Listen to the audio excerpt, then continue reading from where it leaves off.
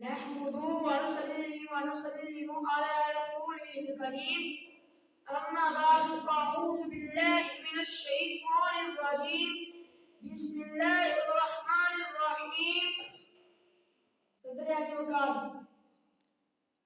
اسلام میں ایمان کے بعد سب سے اہم فریضہ نماز کی ادائیگی ہے۔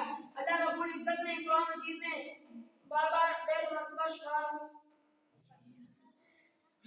مرتبہ ارشاد فرمایا اقیم الصلاۃ یعنی نماز قائم کرو، کیونکہ میرے اللہ رحیم ہے، کریم ہے، عزیز ہے اور مہربان بھی ہے۔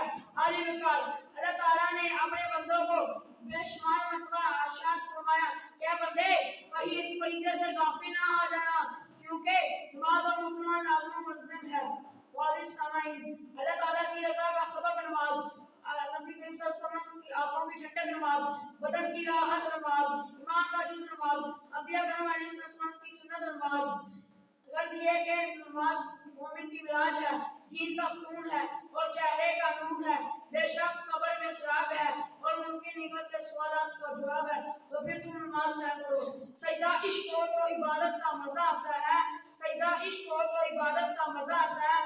خالی سجدوں میں تو دنیا بسا کرتی ہے، خالی سجدوں میں تو دنیا بسا کرتی ہے۔ بس اپنے کردار کا تو غازی بن جا، بس اپنے کردار کا تو غازی بن جا۔ جیت نہ پائے کوئی تجھ سے تو ایسی بازی بن جا، جیت نہ پائے کوئی تجھ سے ایسی تو بازی بن جا۔ توڑنے والے بنائیں گے خود اپنی مسجدیں، شرط یہ ہے کہ پہلے تم نمازی بن۔